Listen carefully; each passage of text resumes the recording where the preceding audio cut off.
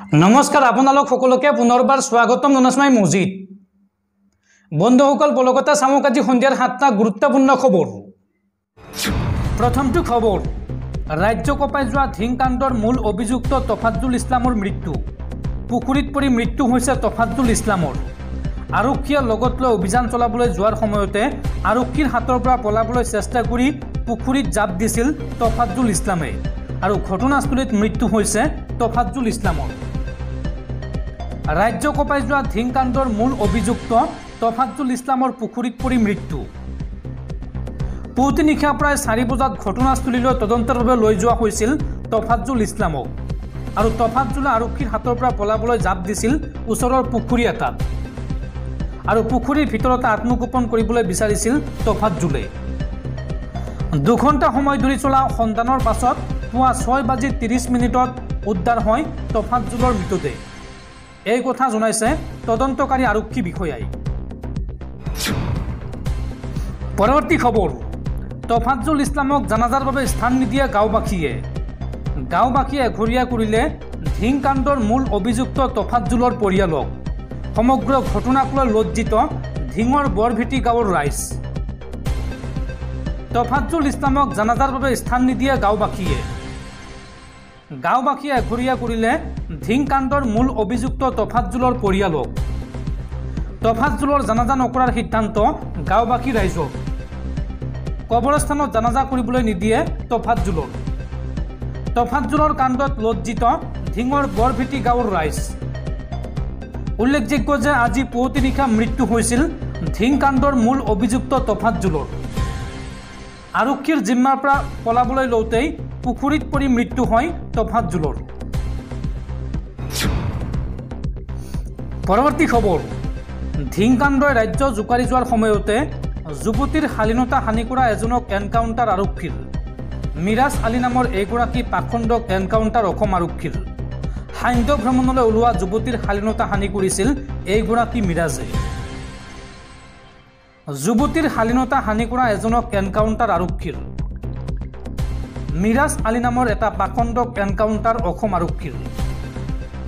সান্ধ্য ভ্ৰমণলৈ ওলোৱা যুৱতীৰ শালীনতা হানি কৰিছিল মিৰাজে। আৰক্ষীৰ অভিযানৰ সময়ত সংঘটিত হয় গুলীচালনাৰ ঘটনা।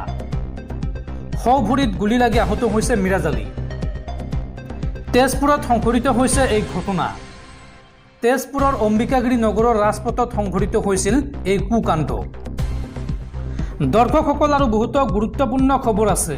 তাৰ আগতে আপোনাক জনাওঁ যে যদি আপুনি এতিয়ালৈকে এইটো ভিডিঅ'ত লাইক কৰা নাই তেন্তে এতিয়াই ভিডিঅ'টোত লাইক কৰি দিয়ক আৰু এনেকুৱা ধৰণৰ ভিডিঅ'সমূহ নিতৌ চাবলৈ চেনেলটো ছাবস্ক্ৰাইব কৰি কাষত থকা বেল আইকনটো প্ৰেছ কৰি ৰাখক। পৰৱৰ্তী খবৰ, বিশ্বৰ কোটি কোটি ক্ৰিকেট প্ৰেমীলৈ বেয়া খবৰ। ক্ৰিকেট বিশ্বক স্তম্ভিত কৰি শিখৰ ধাৱনৰ আচম্বিত অৱসৰ ঘোষণা। সকলো শ্ৰেণীৰ ক্ৰিকেটৰ পৰা অৱসৰ ঘোষণা শিখৰ ধাৱনৰ। পৰৱৰ্তী খবৰ, আকৌ বিপদত শিক্ষক ভিক্টৰ দাস। এইবাৰ উত্তৰ গুৱাহাটীত ভিক্টৰ দাসৰ বিৰুদ্ধে দাখিল কৰা হ'ল এজাহাৰ। আকৌ বিপদত পৰিছে ভিক্টৰ দাস।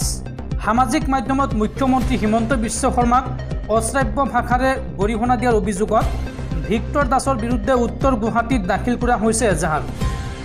শুকুৰবাৰে ভাৰতীয় জনতা পাৰ্টীৰ এগৰাকী কৰ্মীয়ে উত্তৰ গুৱাহাটীত এজাহাৰ দাখিল কৰে।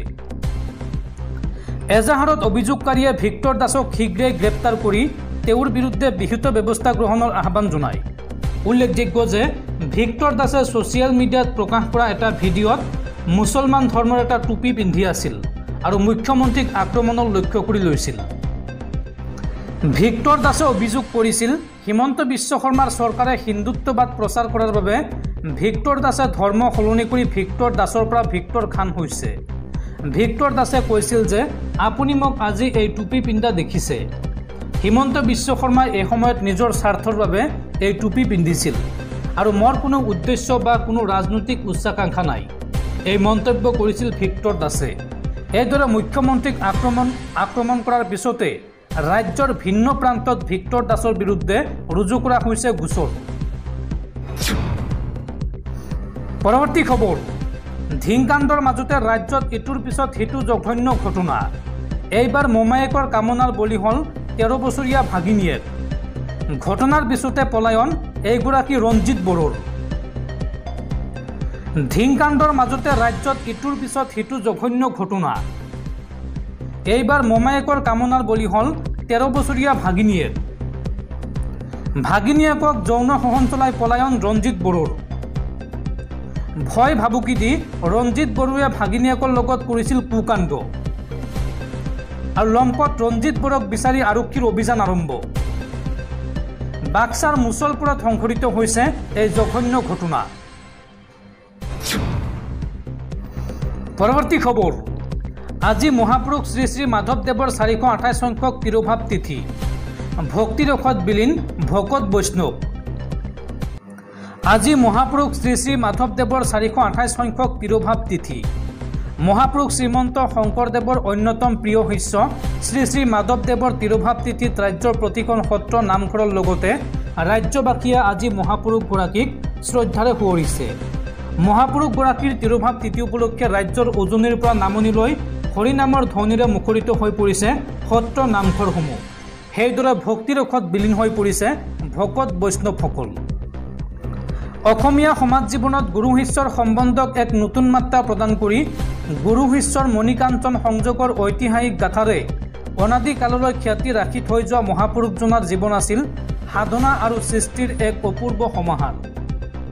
1489 চনত নাৰায়ণপুৰত জন্মগ্ৰহণ কৰা গুৰুজনাই 1594 চনত কোচবিহাৰৰ ভেলা সত্ৰত জীৱন নাটৰ সামৰণি মাৰে। 1498 খ্ৰীষ্টাব্দৰ জেঠ মাহৰ কৃষ্ণা প্ৰতিপদ তিথিত লখিমপুৰৰ লেটুকু পুখুৰীৰ হৰিসিং বৰাৰ ঘৰত মাধৱদেৱৰ জন্ম হয়।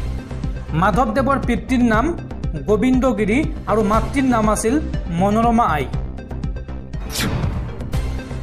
পৰৱৰ্তী খবৰ। ৰাজ্য কঁপাই যোৱা ধিংকাণ্ডৰ আন 2 অভিযুক্তক চিনাক্ত আৰক্ষীৰ। ঘটনাটোত জড়িত আছিল গোলাপ উদ্দিন আৰু ফৰিদুল নামৰ আন 2 যুৱক। বৰভেটিৰ গোলাপ উদ্দিন পেছাত এগৰাকী নাপিত আৰু তাৰ বিপৰীতে আনজন অভিযুক্ত ফৰিদুল গাড়ী চালক। আৰু ইতিমধ্যে মূল অভিযুক্ত তোফাজ্জুল ইছলামৰ পুখুৰীত পৰি মৃত্যু হৈছে। পৰৱৰ্তী খবৰ। ধিংকাণ্ডৰ সময়তে ৰাজ্যত আন 3টা লজ্জাজনক ঘটনা। লম্পট শিক্ষক বিশ্বজিৎ দাসৰ কাণ্ডই জোকাৰিছে ৰাজ্য। আৰু আনপিনে কোৰাণ পঢ়িবলৈ যোৱা ছাত্ৰীৰ সৈতে জঘন্য কাণ্ড কৰাৰ চেষ্টা আৰবী শিক্ষক নিজাম আলীৰ। ধিংকাণ্ডৰ সময়তে ৰাজ্যত আন 3টা লজ্জাজনক ঘটনা। লম্পট শিক্ষক বিশ্বজিৎ দাসৰ কাণ্ডই জোকাৰিছে ৰাজ্য। টিউচন শিক্ষক বিশ্বজিৎ দাসে নাবালিকা ছাত্ৰীৰ সৈতে কৰিলে কুকাণ্ড।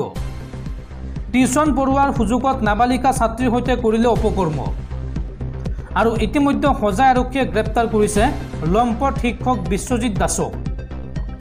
আৰু একেদিনাই আৰু 2টা ঘটনাই জোকাৰি গৈছে তিনিচুকীয়া আৰু বিহপুৰীয়া।